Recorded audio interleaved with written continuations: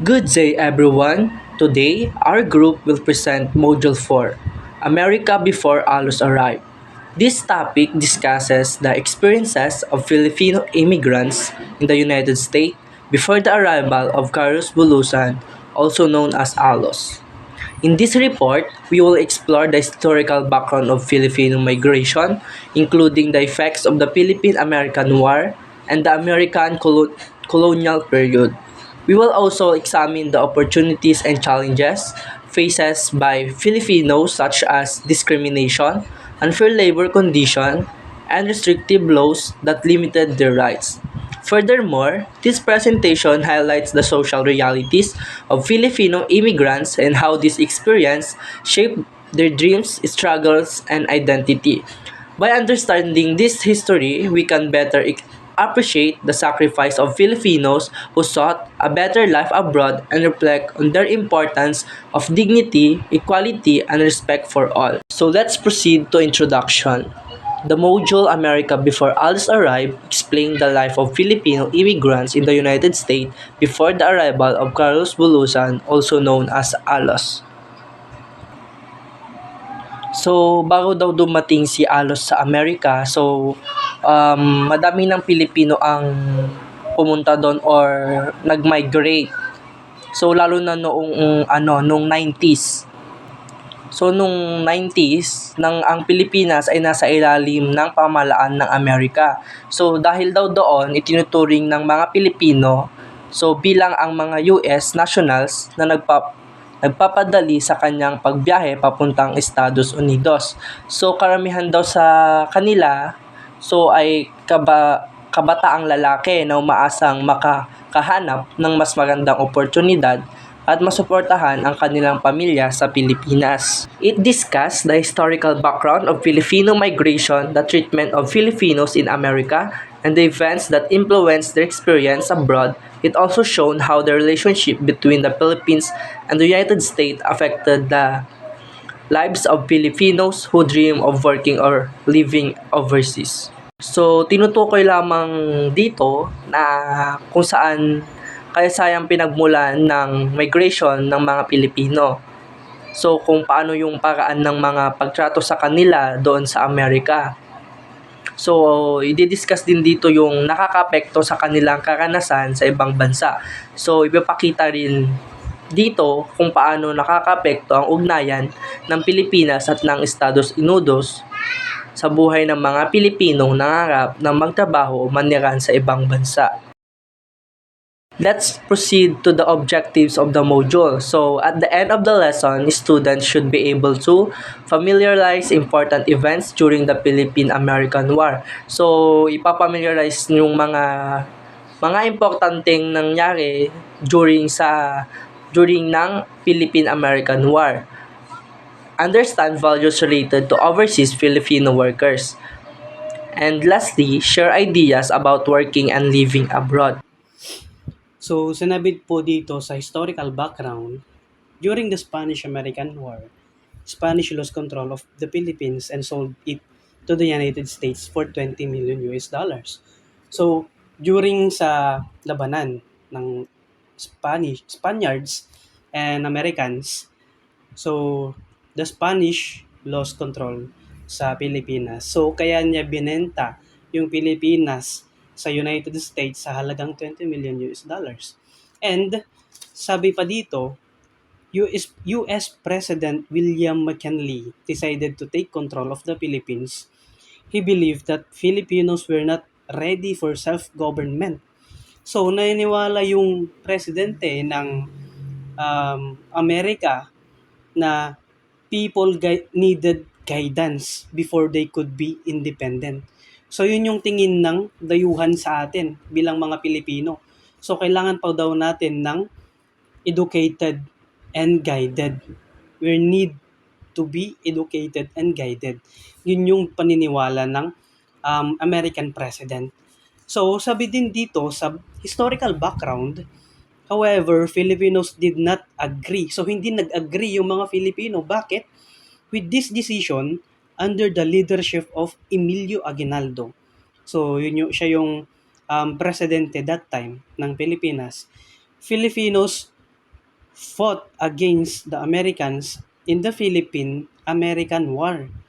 Kasi nangyari na, parang nagkaroon na ng um, against yung Filipino, tapos yung mga Americans, parang nagkaroon na sila ng digmaan dati, kaya ayaw ng Pilipinas. Kasi sabi dito, which lasted 3 years ago. So nakalipas, um, 3 taon na yung nakakalipas, and caused many deaths of both sides. So yun yung isang reason bakit ayaw ng Pilipinas. Kasi sa kadahilan ng nangyari dating digmaan ng Philippine and America. So, kaya ayaw nila ipagkaloob yung ganun na pagkakataon na inaano ng presidente ng Amerika. Or in short, in these slides, Spain sold Philippines like a piece of property. So parang ganun yung tingin sa atin ng mga dayuhan. Parang binebenta lang tayo, parang piece of property. Parang kunwari, ayaw na sa atin, tapos ibebenta na lang tayo ng ganun-ganun na lang. Parang ganun yung tingin sa atin on these slides. American colonial period and opportunities. During the American period, William Howard Taft became the Governor-General of the Philippines. The American government introduced education, health programs, and infrastructure project. Nung panahon ng pananakop ng Amerika, si William Howard Taft ang naging Governor-General ng Pilipinas. Ang Amerika ay nagpatupad ng pagbabago tulad ng maayos na edukasyon, serbisyong pangkalusugan, and syempre ang pagpapatayo ng mga gusali at sa kalsada. So, one important law was the Pensionado Act, which allowed Filipino students to study in the United States at the expense of the government.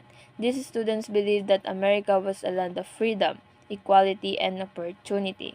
So, sa Pensionado Act, isang mahalaga ng batas na yan is dahil dito ay pinayagang mag-aral ang ilang Pilipino sa United States, which is government daw po ang sasagot o gagastos. And also, these students believe na ang Amerika was place freedom. May kalayaan, may pagkakapantay-pantay, at mas maraming oportunidad. Yun ang pinaniniwalaan talaga noon. And karamihan talaga sa mga Pilipino noon, 'di ba? Like pag nasa Amerika ka, mayaman ka na, ganun. Kaya parang maraming trabaho, may mga magandang kinabukasan, ganun. Yun ganun po ang tingin ng mga Pilipino sa mga nag-iibang bansa, lalo na kapag sa Amerika ang kanilang mga pinupuntahan. Filipino immigration to the United States. Many Filipino went to the United States hoping for a better life. Most of them work in farms, factories, and manual labor jobs, even if they were educated. Maraming Pilipino ang pumunta sa Amerika dahil umaasa silang magkakaroon sila ng mas magandang buhay. Kahit na may pinag-aralan naman sila, karamihan sa kanila ay napasok sa mga trabahong pisikal tulad ng pagsasaka, pagtatrabaho sa mga pabrika at iba pang uri ng mga manual ng gawain. Filipinos experienced discrimination because they were not considered as full American citizens. They were paid less than white workers. Some places did not allow Filipinos to enter. Laws limited their rights and opportunities. Signs like "No Filipinos Allowed" were common in some places, showing the racism they experienced. Ang mga Pilipino ay nakaranas ng pang-aapi kagaya na lamang ng hindi sila itinuturing na Amerikano, kaya limitado ang kanilang mga karapatan. Mababang pasahod, mas malit ang kanilang tinatanggap na sweldo kumpara sa mga puting manggagawa kahit pareho naman ang trabaho. Pangatlo, pagbabawal. May mga lugar o mga establishmento na hindi sila pinapapasok. At pang-apat, mga batas at palatandaan. May mga batas na naglilimita sa kanilang oportunidad at makikita pa ang mga karatulang tulad ng "No Filipinos Allowed" na malinaw na nagpapakita ng rasismo. Ngayon, punta naman tayo sa laws that affected Filipinos in America. Sa panahong nasa ilalim ng impluwensya ng Estados Unidos ang Pilipinas, maraming Pilipino ang nagpunta sa Amerika upang magtrabaho at maghanap ng mas magandang oportunidad. Gayunpaman, nagpatupad ang pamahalaan ng Amerika ng ilang batas na naglimita sa kanilang pagpasok at pananatili. Una, ang Tidings-McDuffie Act noong 1934 ay nagtakda na magiging malaya ang Pilipinas pagkatapos ng transition period. Ngunit kasabay nito, binawasan ang bilang ng mga Pilipino maaaring pumasok sa Amerika sa 50 katao lamang bawat taon. Dahil dito, ang mga Pilipino ay tinuring na parang dayuhan kahit dati silang sakop ng US. Kalawa, ang Filipino Repatriation Act of 1935 ay nag-alok ng ilang libreng pagbabalik sa Pilipinas para sa mga Pilipinong nais umuwi. Ngunit may kondisyon nito. Kapag umuwi sila, hindi na sila maaaring bumalik muli sa Estados Unidos. Pinapakita nito na nais bawasan ng Amerika ang presensya ng mga Pilipinong manggagawa. And nagpatuloy pa rin ang diskriminasyon laban sa mga Pilipino kahit matapos ang kalawang digmaang pandaigdigan. Ang Recession Act of 1946 ay nagkait ng benepisyo sa mga Pilipinong sundalong lumaban kasama ng hukbong Amerikano noong digmaan. Di ba ang unfair? Kahit tumulong sila sa pagtatanggol ng Amerika, hindi sila binigyan ng parehong benepisyo tulad ng mga Amerikanong veterano. Samantala, ang Immigration and Nationality Act of 1952 o McCarran-Walter Act ay nagbago sa mga patakaran sa immigration. Bagamat pinayagan nito ang limitadong naturalization ng mga Asyano, nanatili pa rin ang quota system na naglilimita sa dami ng mga immigrant. Sa kabuuan, sa konklusyon, pinapakita ng mga batas na ito na hindi pantay ang pagtrato sa mga Pilipino sa Amerika at naapektuhan nito ang kanilang karapatan, oportunidad at pamumuhay bilang mga imigranteng Pilipino.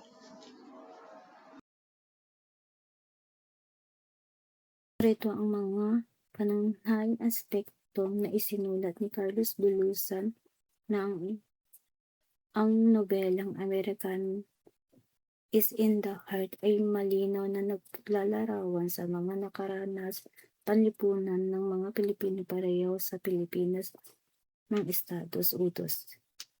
Una ay sa pag-api ng kolonyal at modal sa ilalim ng pananakop ng Estados Unidos at daang taong impluwensya ng Espanya, ang mga magsasakang Pilipino sa karanayon ay naharap sa matinding pagkakaiba ng ekonomiya.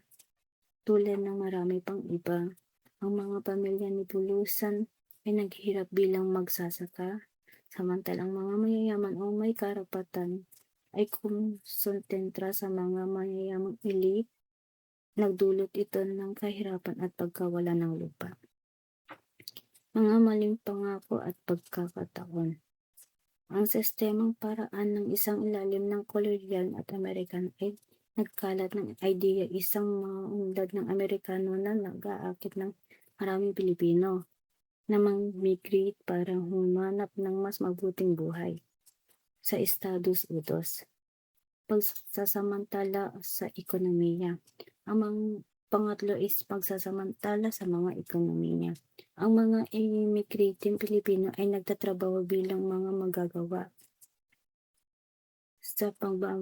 sa mababang sahod ng mga migrant sa mga nakasakahan pareblika at dilatang pagkain at mga trabahong panghabahay noong panahong Greek.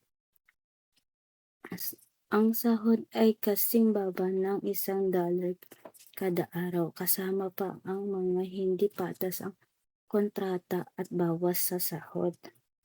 Panglima is diskriminasyong pagkulay. Naranasan nilang malawak na rasismo kabilang ang paghihiwalay ng mga lahi, karahasan at sistemikong pagbubukod, karaniwang mga trapiko tulad ng hindi pinagpayagang pumasok ng mga aso at Pilipino. Ang mga relasyon ng mga babaeng puti at maaaring humugtong ito ng pag-atakan ng grupo. At dalas is pagkilos ang magagawa. Si Bulusan at ang kanyang mga kasama ay nag-organisa ng union tulad ng Community for Protection of the Filipino Rights para labanan ang mga magaganda kondisyon at sa trabaho, patas ng sahod at mga karapatan bilang mamayan dahil noong panahon iyon hindi pinapayagan ang mga Aksiyano at maging mamamayan ng Amerikano. Sa kabila ng paghihirap, nabibigyan diin ng mga akda ni Bulusan ang tibay ng loob, pagkakaisa ng komunidad at pangarap ng isang mas makatarungang Amerikano na pinaghahalagaan ang lahat ng tao, anuman ang kulay o balat ng pinagmulan. Connection to Carlos Bulusan. The experiences described in the module explain the situation before the arrival of Carlos Bulusan in America. His writings showed the all-truth America promised freedom and equality. Many Filipinos still experience poverty, racism, and injustice. His works reveal the reality of Filipino immigrants and their struggle of dignity and rights. The module connects to Carlos Bulusan, also known as ALOS, by showing the harsh realities Filipinos face even before and during his time in America. His experiences reflected what the module describes: poverty, discrimination, and inequality despite America's promise of freedom.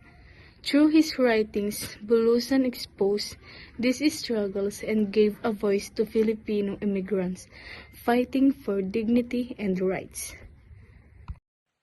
Conclusion.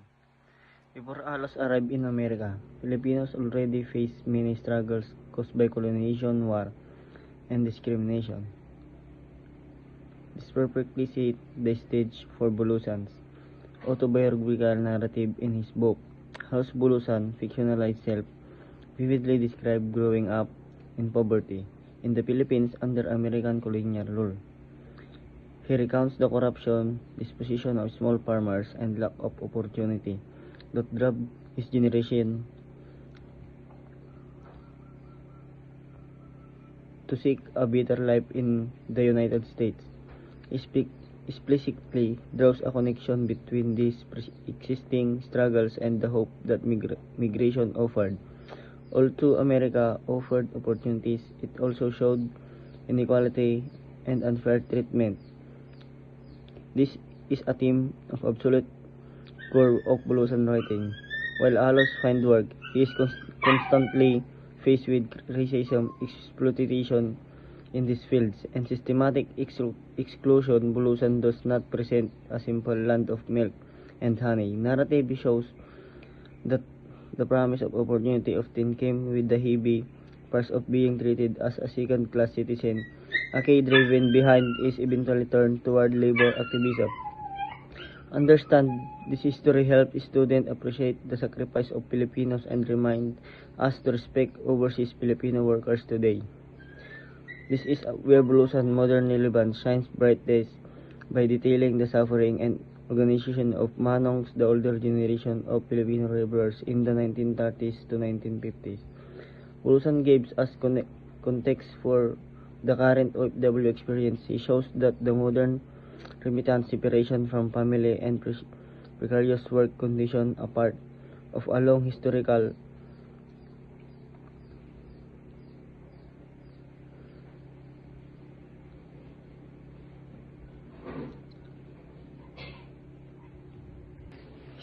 historical arc of sacrifice. His work isn't just a record of the past. It is a call to recognize the continued resilience and contributions of Filipino labor globally, demanding respect and dignity for workers today, whether they are in the US or elsewhere.